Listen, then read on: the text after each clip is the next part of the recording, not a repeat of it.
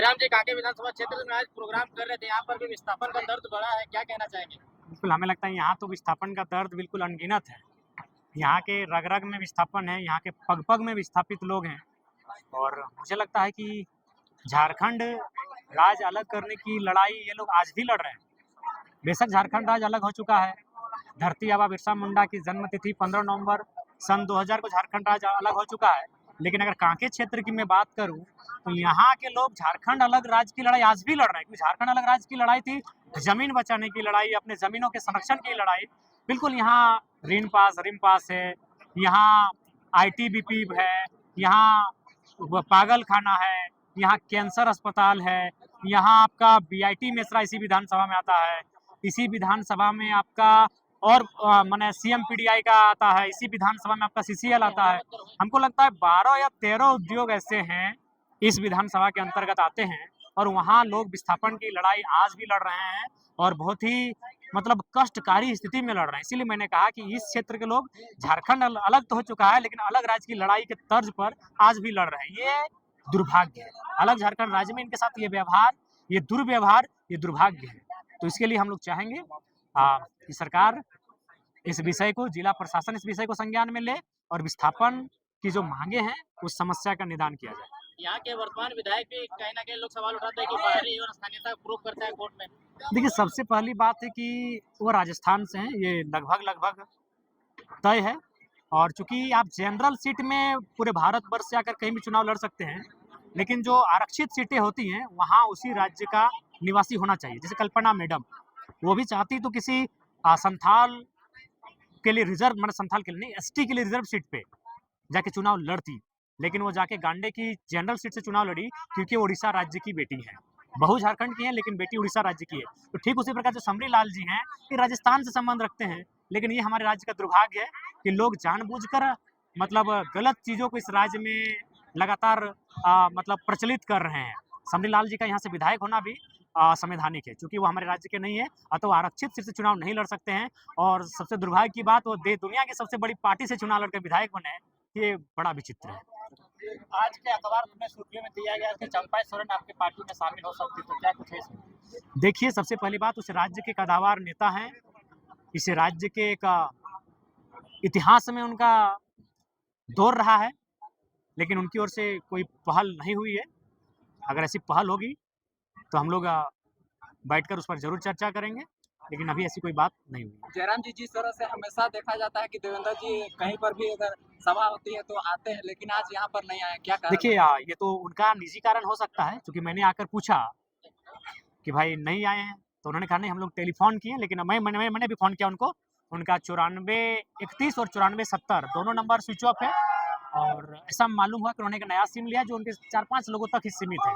तो मैंने ताकि दोनों जिला अध्यक्ष से पूछा, युवा मोर्चा के भी अध्यक्ष से पूछा और मैन मोर्चा के भी अध्यक्ष से पूछा कि हमारे बड़ी उपाध्यक्ष नहीं है, तो उन्होंने कहा कि नहीं, उनसे हम लोग टेलीफोनिक बात ही नहीं हो पाई है और विशेष कुछ नहीं है। ये सारा ऑफ है, 9431 भी नहीं, मैंने खुद फोन किया। अगर अभी ऑन है तो हो सकता है, लेकिन मैंने खुद फोन किया कि अगर बाय द वे इनसे छूटा है तो हम खुद उनको कहेंगे क्या आइए, लेकिन बातचीत नहीं हुई। ऐसा कोई बात नहीं है, क्योंकि देखिए अब वो विधानसभा का समय है और ये कांके विधानसभा है, तो अब ऐसा कोई मायने नहीं है। लोकसभा जैसा कुछ है, ठीक वो प्रत्याशी है, अलग बात है, लेकिन अब चूंकि सब कोई अपना विधानसभा को ही फोकस कर रहे हैं, तो इसलिए हम लोग भी चाहते हैं कि जो जिस विधानसभा का है वहीं पे अभी फिलहाल फोकस किया जाए। जिला भी बहुत बड़ा होता है, तो ऐसी ये कोई विषय बात नहीं है। जयराम तो आजकल हेमंता बिस्व शर्मा से गुफ्तगू करने का बहुत इंटरेस्ट कर रहे हैं, क्या? इंटरेस्ट नहीं हुआ, एक मेहमान है और मेहमान का सम्मान करना झारखंड की प्रकृति रही है। शिक्षकों पे बोला तो क्या हाँ, मैं सत्ता में जी बिल्कुल, पारा शिक्षक में 95% ज्यादा लोग झारखंडी हैं और अगर झारखंड के पारा टीचर मजबूत होंगे, यानी झारखंड का एक परिवार मजबूत होगा, तो उसकी आर्थिक स्थिति मजबूत होगी और जो लोग सिस्टम को खोखला करने के लिए आए हैं वो नहीं चाहेंगे कि झारखंड का एक कोई परिवार मजबूत हो। इसलिए देखिए, आज जहाँ प्रोफेसर बनते हैं, जहाँ की तनख्वाह 1.5 लाख 2 लाख 2.5 लाख है, वहाँ झारखंडी नहीं है, तो वहाँ कोई बात नहीं होता।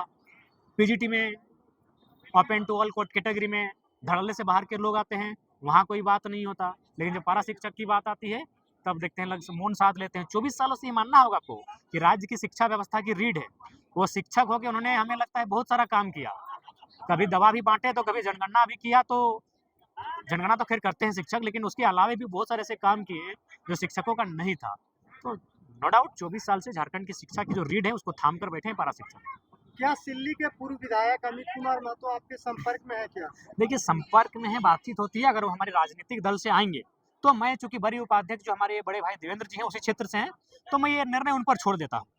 मैं आज मीडिया के माध्यम से अमित महतो जी का चुनाव लड़ना हमारे दल से या ना लड़ना, चूंकि उस क्षेत्र के हमारे स्तंभ है देवेंद्र जी, हम उन्हीं पे छोड़ देते हैं, क्योंकि वो मान के चलो लोकसभा लड़ चुके हैं, वो 6 सीटों पे लड़ चुके हैं और रांची हटिया उनके लिए कहीं भी खुला है। तो ये निर्णय मैं आदरणीय बड़ी उपाध्यक्ष जी पे छोड़ता हूँ कि अमित महतो जी के साथ हम लोग किस प्रकार से राजनीति में करें या किस तरह उनके साथ हैं, क्योंकि उसी क्षेत्र से आते हैं। तो ये मैं उनको ये संज्ञान में देना चाहूँगा।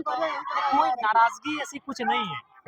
देखिए अभी बात है कि राज्य के लिए हम लोग आए हैं, हम लोग सीटें जीत कर जाएंगे तो मजबूत होंगे। तो मान के चलिए अगर 2 प्रत्याशियों में चूंकि जो लगे कि हाँ इस बार के लिए परफेक्ट है, वो नो डाउट वो फ्यूचर है, तो उसके बाद भी उनको ये निर्णय उन पर हम लोग सोच सकते हैं, उनसे मिले जुले बातचीत करें और इसका निष्कर्ष निकालें। क्या आपका निर्णय रहेगा कि सुदेश महतो जो महतो वोट बैंक को झारखंड में संभालने का काम कर रहे हैं, उस वोट बैंक को ध्वस्त करने का काम आपकी पार्टी देखिए हम लोग किसी जाति की राजनीति करने नहीं आए हैं, हम लोग झारखंड के जनमानस के दर्द पर मरहम लगाने की राजनीति करने आए हैं, और दर्द किसी एक जाति को नहीं मिला है।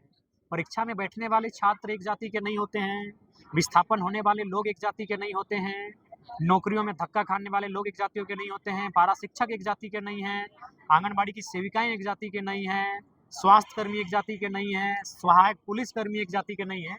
तो हम लोग झारखंड के दर्द पे मरहम लगाने की राजनीति करने आए हैं, तो झारखंडियत की राजनीति करने आए हैं। लेकिन जब हम लोग राजनीति करेंगे तो सभी जाति सभी तबकों को जरूर लाभ मिलेगा। लेकिन झारखंड की राजनीति में तो यही चर्चा है ना कि जयराम महतो कहीं ना कहीं सुदेश महतो की राजनीति